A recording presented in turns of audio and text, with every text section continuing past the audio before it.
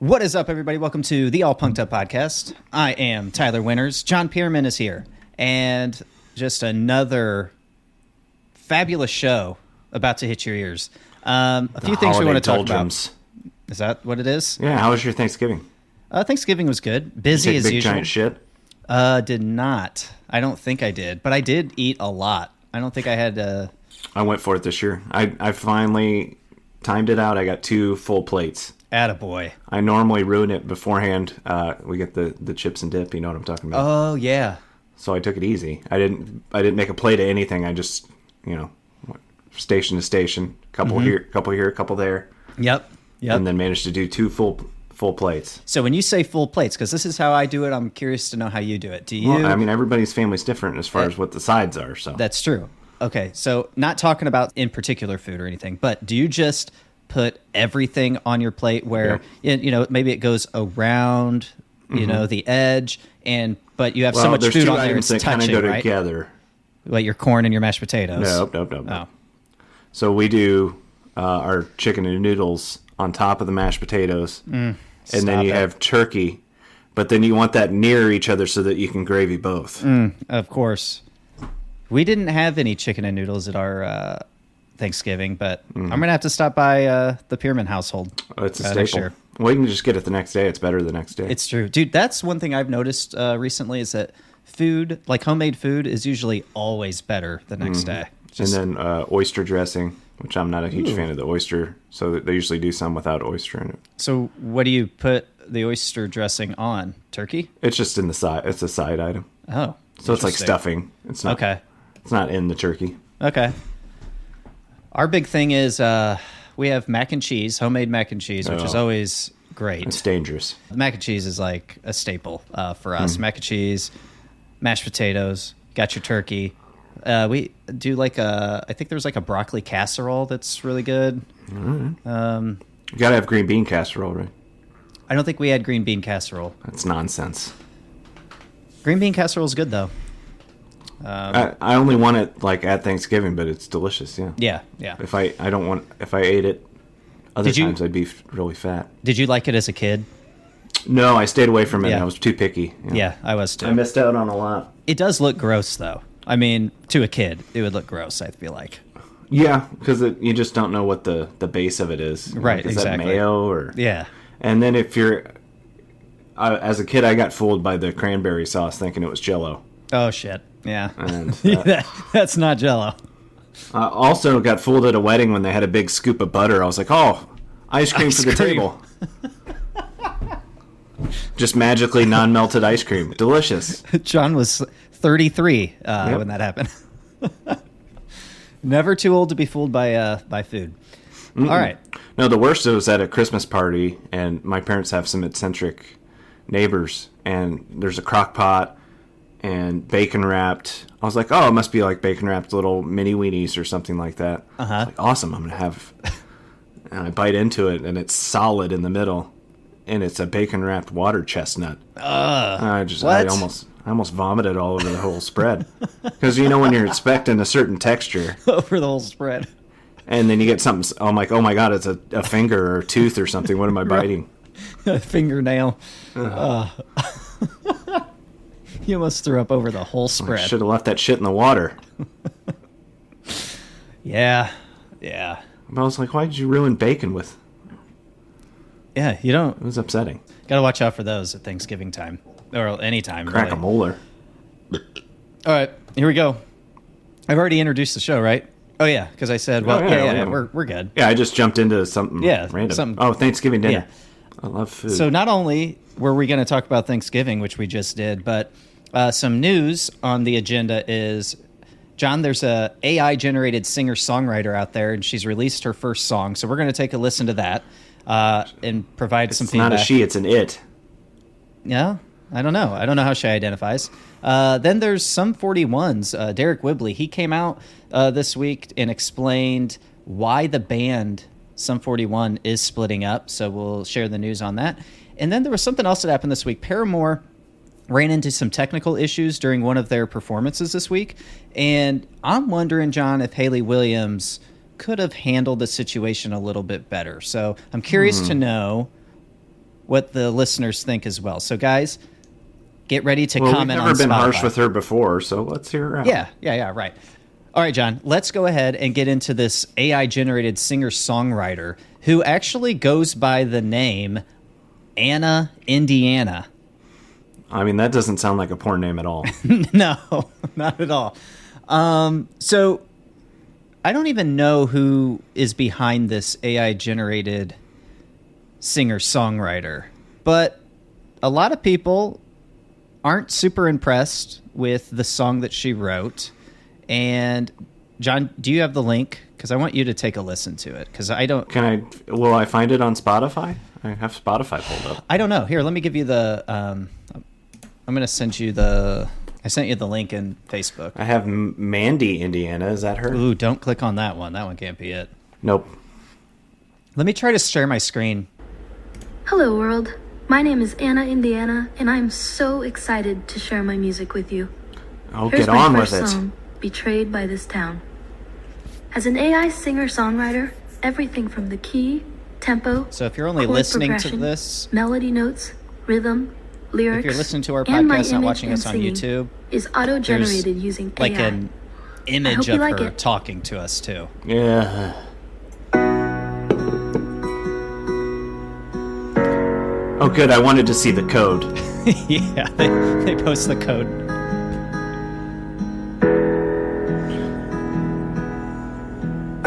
It sounds like a really bad Taylor Swift song. Thinking about all he's done to everyone. This town is full of broken dreams. I mean, I've heard better, like, fake, And silent screams. Somebody like the fake remakes. Yeah, It sounds too robotic. it does. Betrayed by this town. It sounds like somebody speaking in their third language. We're all just destined to fall. I've lost And I feel like it the all. pitch is in and out. Betrayed by this town. Can I turn it off? Let's tear it all down. Well, hold on. We're all just destined to fall. We've lost it all. Alone in the streets. Holy shoehorn. In my thoughts, thinking of all our favorite spots. I thought someday things might turn around, but I was lost and never found. Betrayed by this town. Let's tear it all down. We're all just right, I'm gonna stop it. Please. Okay, so there you have it. So, John, I feel like it was very pitchy. Not very pitchy, but it was pretty pitchy. I think it's cool, though. I will say, I do think it's cool that AI was able to do this. They were able to create her image, which it doesn't look like a real person. It looks like a Pixar Real character. Housewife? Yeah. It looks more like a Pixar character. But I don't know. The song is like super generic. Well, it sounds like they used a Casio keyboard. Yeah, I'd agree there. It's terrible. So I think the whole concept of this is kind of cool, but I truly don't think, and this could just be old man in me speaking and maybe being a little out of touch. I don't see this catching on as being a thing that people are really going to get into. I think it's cool. I think it's neat that they were able to pull this off, but that's it. I don't want to see any more. I don't care if it gets any better. I don't know. It's just like, why? You know? I don't think there's going to be a market for this. I think they need to pull the plug on this lady. Yeah. They should destroy this lady like in Terminator 2. Yeah. Drop her into some molten steel or something. I don't know. You say pull the plug, but maybe she needs to start inserting plugs on an OnlyFans or something to maybe start generating some. Ooh, now revenue. that I'm up for. Yeah, some AI generated plugs. Just change that last A to an L, and there Anal you go. Indiana. There you go. Oh, that's good. That's good. But yeah, some other people are just no one on Earth wants this technology. Somebody says use AI to make drudgery easier, not to ruin activities we enjoy. I agree. I don't think. And I'm curious your thoughts on this. I like AI when it comes to music when it when it complements music or it helps music maybe get to a certain point, it helps maybe make the process a little faster. I'm sure producers would love this, and then smaller artists would love this. But when it's, I just don't see it. What I'm saying is I don't see it replacing the human aspect of music. Like, I really feel like people need that and really want that. And you can tell, at least with this one, that it's not a real human. Like, there is no real feeling or emotion put into this song. Yeah, anytime I have a nightmare about like AI taking over the world, I'll just think of that song and I'll be comforted. Yeah, it's not going to happen. I do think that's funny, though, where people think that AI is going to take over the world. Like, Well, really? I mean, science fiction tells us. Well, also, all you have to It do never is, ends well. don't you just have to, like, at the very least, take out the batteries or unplug the server, and it's all done. Nope. Guys, it's all done. It's not that simple. It is that simple. It's completely that simple. But yeah, overall, I'm a fan of AI. I'm a fan of like AI in music to a certain degree, as long as it's there to just help get an artist someplace. Like, take that Beatles song that they just did.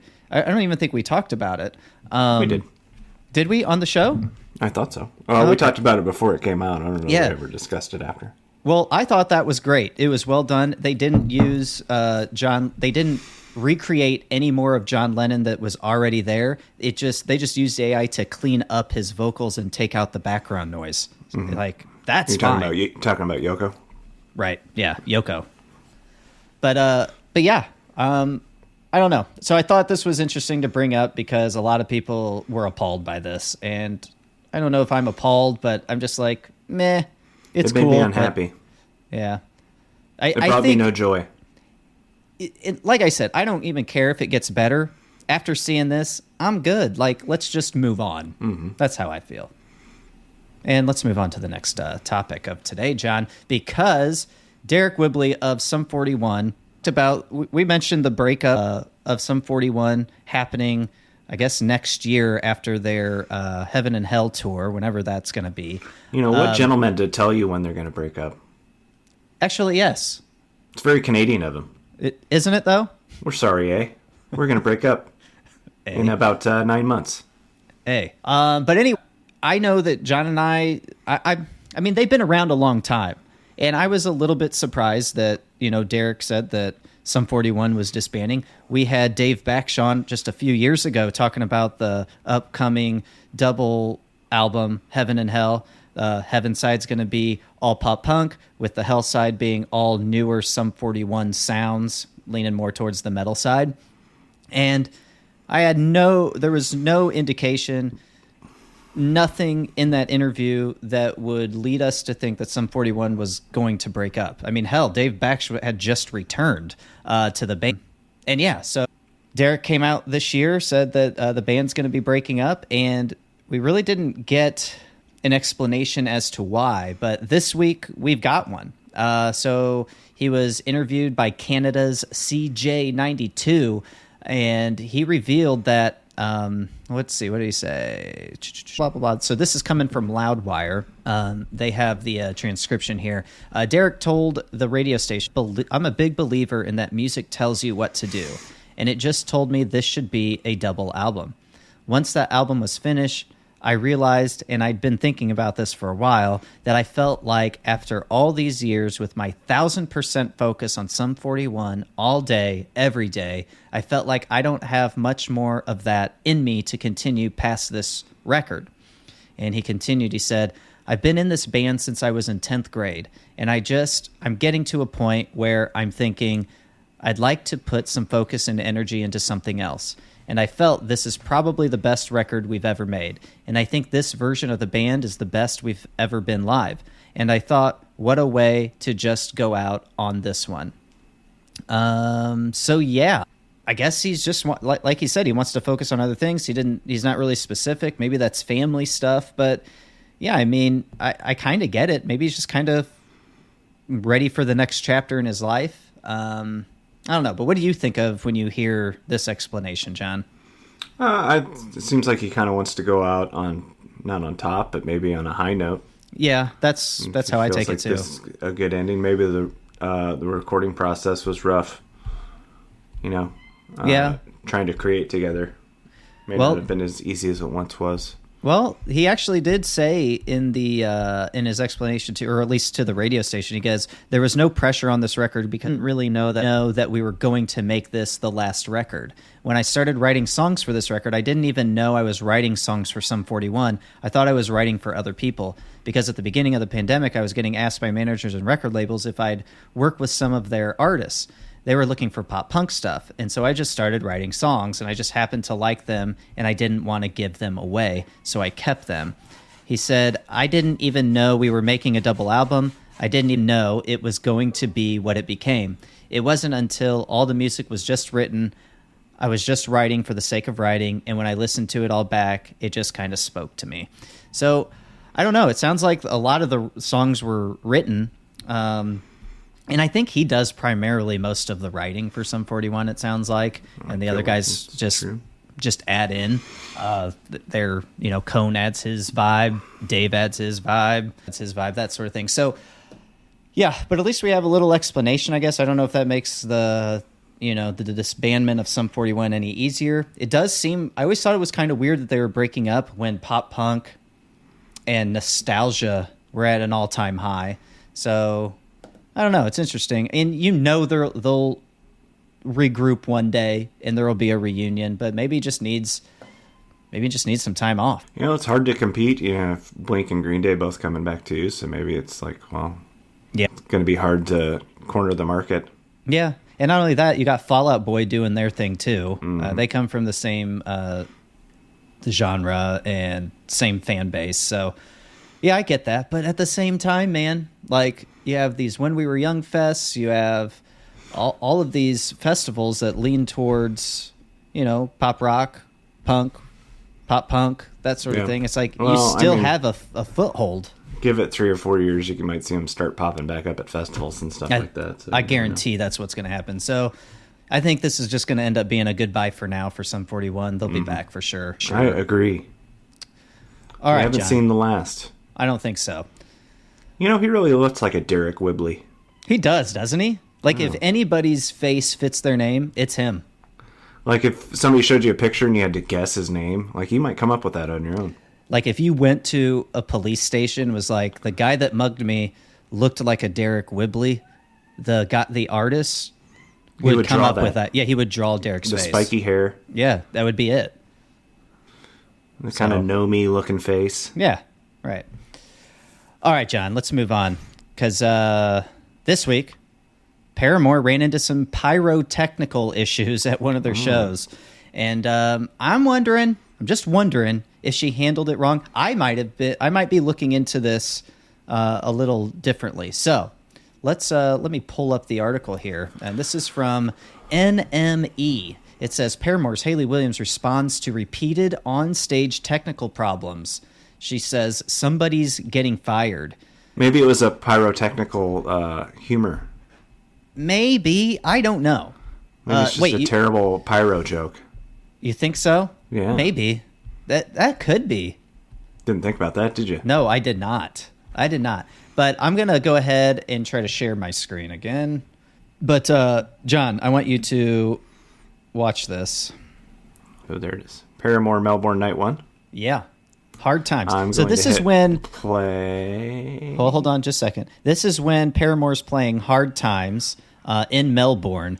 Melbourne. Yeah, Melbourne. So we're going to go ahead. I'm going to hit play and just take a listen.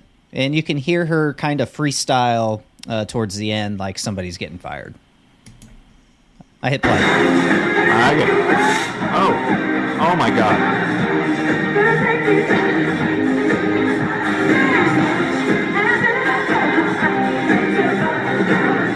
So pyro inadvertently went off.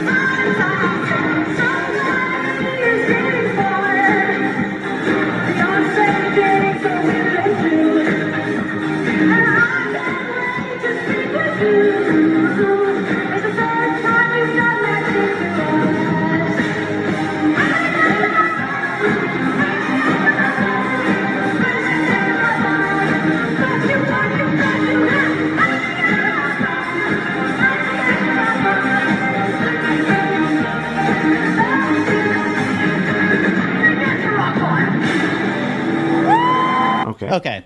So after watching it a second time, I think that she's probably joking. I think it's in jest. I think it's in jest, yeah, because she was smiling when she was saying that. At first I was like, man, she's really putting this person on blast in front of all these people, and it could have just been, granted, pyro is a big deal. It's a safety, like, it can be unsafe. Yeah. James Hetfield from Metallica got his face burnt off, the left side of his face and arm burnt off. The Undertaker. The Undertaker, yep. So, like, it's a big deal, and I get that. But, somebody, and it could have been, like, a technical issue. It could not, maybe somebody just didn't hit the button at the wrong time or whatever. So it could have just been, like, a software malfunction, too. So I was like, man, she kind of probably could have handled this a little better. But watching it back, she did have a smile on her face, it seemed like. I more have, actually watching it a second time, I more have a problem with her pitch towards the end. It was like more of like a screaming thing going on that just wasn't working for me. Shrill, but yeah, very shrill. So yeah, they ran into some pyrotechnics. Apparently it happened 3 times during the show, and that's behind the drummer. So I would have been scared to be the drummer. Like, no Shit. thanks. Right up your ass. Yeah. I will say too, though, the freestyle was pretty good, though. She was able to think back to Beyonce. Apparently Beyonce fired somebody. So Loudwire says that the pop star Beyonce once infamously quipped somebody getting fired in song after what appeared to be some sort of lighting malfunction on stage. And that's what gave Williams the nod to kind of say that at her performance. I think it's okay. Yeah, I think it's fine. It's not like she stopped the song and like undressed somebody, Yeah, like that one time. No. Yeah, I thought this was another Hayley Williams mom moment, but it wasn't. I stand corrected, and that's okay. And I don't want you guys to think that this was another. I'm going to give her a pass on that. She's, even if it was serious, I mean, she's speaking up for her band safety, so that's fine. That's true. I still think it could have, if it was for real, it should be left after the show. Yeah, you got to get all. Name anybody. Well, I know, but you got to. But you feel like if that's you, if that happens to you, like you're the pyro guy, and you're like, oh crap, she said I'm getting fired. Now you're going through all this stress and for who knows how long before you get to talk to her. I'm workshopping my Australian accent, but I don't have it yet.